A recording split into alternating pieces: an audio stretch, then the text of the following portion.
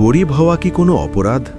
ধুলোমাখা রাস্তার এক সৎ রিকশাচালক রামু, যার জীবন এক নিমেষে বদলে যায় এক মিথ্যে চুরির অপবাদে। যখন ক্ষমতার দপটে হারিয়ে যাচ্ছিল এক নিরীহ প্রাণ, তখনই রুখে দাঁড়ালো এক তরুণ পুলিশকর্মী। এক রিকশাচালকের সম্মান আর এক অফিসারের কর্তব্যের এই লড়াই কি পারবে মিথ্যের জাল ছিঁড়ে সত্যিটাকে সামনে আনতে? শুরু করছি এক হার না মানা সততার গল্প।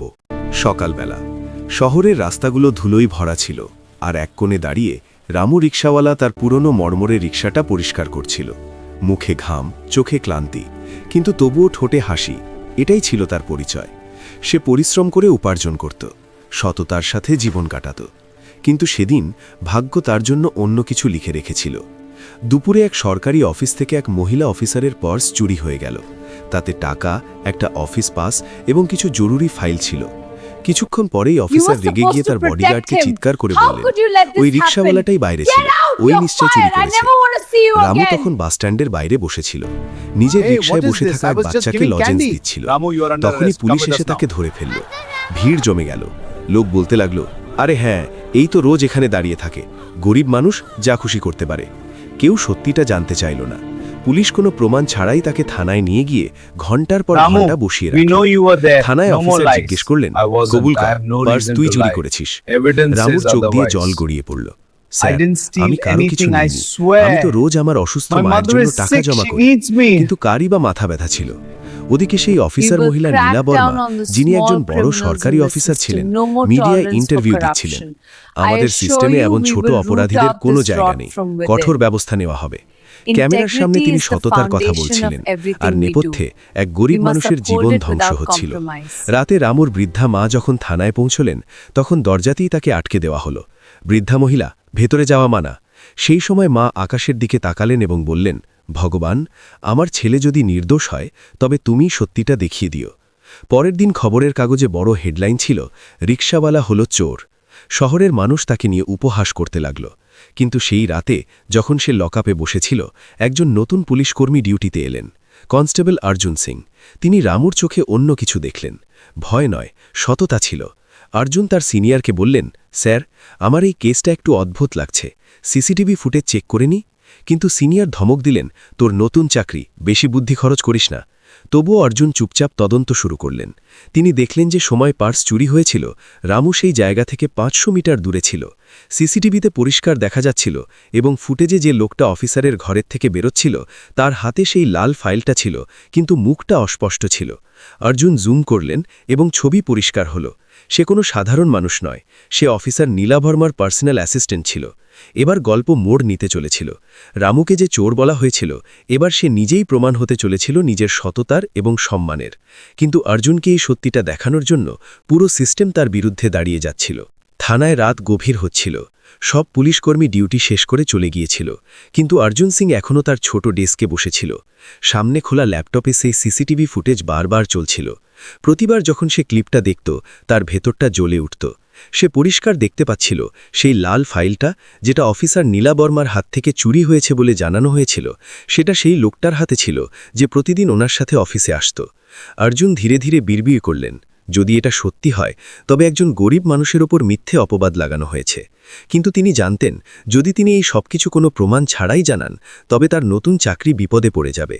তবুও মন বুদ্ধিকে হারিয়ে দিল। তিনি ঠিক করে নিলেন, যাই হোক না কেন, এবার সত্যিটা ধামাচাপা দিতে দেব না।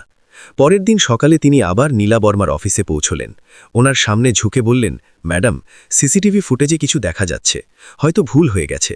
নীলা ওনার দিকে না তাকিয়েই ঠান্ডা গলায় বললেন, অর্জুন, আমি যা বলেছি সেটাই সত্যি। তুমি নতুন, তুমি জানো না এই ধরনের লোকেরা চুরি করে আর তারপর কান্নার নাটক করে। কেস ক্লোজ করো। অর্জুন সাহস সঞ্চয় করলেন, ম্যাডাম, কিন্তু এই ভিডিও অন্য কিছু বলছে। আমরা যদি কোনো নির্দোষকে সাজা দিই, তবে সিস্টেমের ওপর থেকে মানুষের ভরসা উঠে যাবে।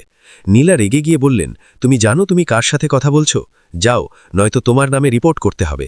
অর্জুন চুপচাপ বেরিয়ে এলেন, কিন্তু এবার তিনি ভয় পাওয়ার পাত্র ছিলেন না।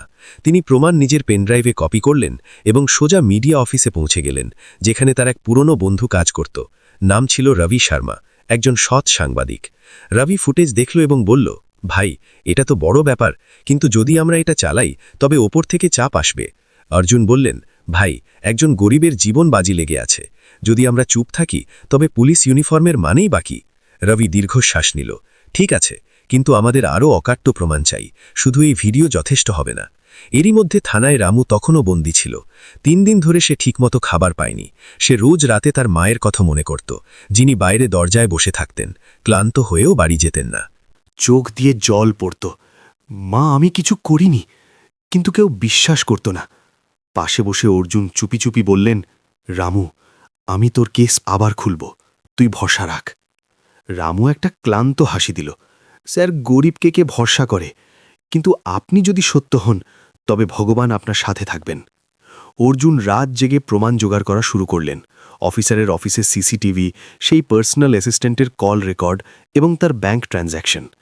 ধীরে ধীরে সত্যি সামনে আসতে লাগল।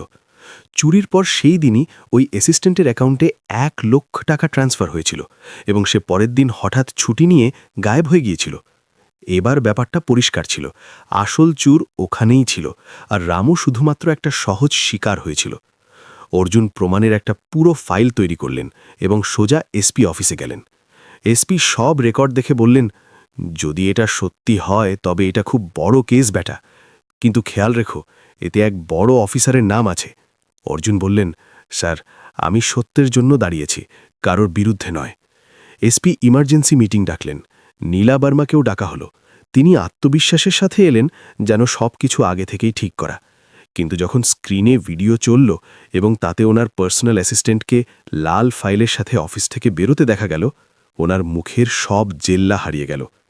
এসপি বললেন, ম্যাডাম, এই ফুটেজ কালকের তারিখের, আর আপনার বয়ানের সময় এই ব্যক্তি গায়েব ছিল। আপনি কি কিছু বলতে চান? নীলার চোখ নিচু হয়ে গেল। তিনি বুঝতে পেরেছিলেন যে মিথ্যে বেশি দিন টিকতে পারে না। এরপর মিডিয়ায় তোল পার পড়ে গেল। গরিব রিকশাওয়ালাকে চোর বলা অফিসারের সত্যি সামনে এলো। রামুকে সেই সন্ধ্যায় মুক্তি দেওয়া হলো। সে যখন থানার বাইরে বেরোল, তখন সূর্য ডুবছিল, কিন্তু তার চোখে নতুন আলো ছিল। বাইরে তার মা দাঁড়িয়েছিলেন। কাঁপানো হাতে তিনি নিজের ছেলের মুখ ছুলেন এবং কেঁদে ফেললেন। দেখলি তো বেটা, ভগবান দেরি করেন কিন্তু ফেরান না।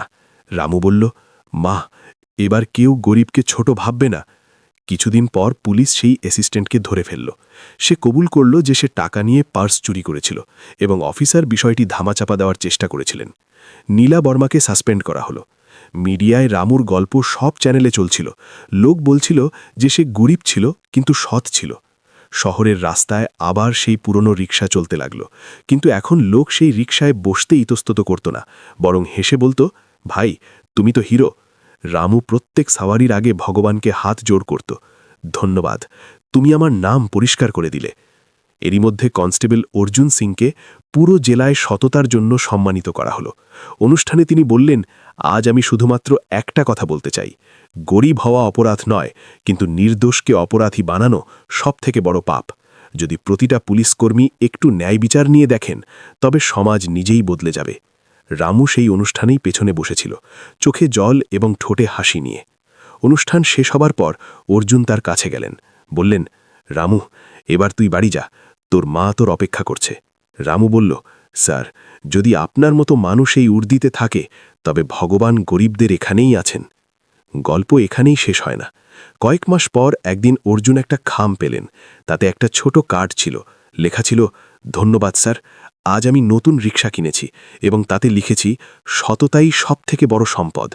নিচে সই ছিল, রামু রিকশাওয়ালা।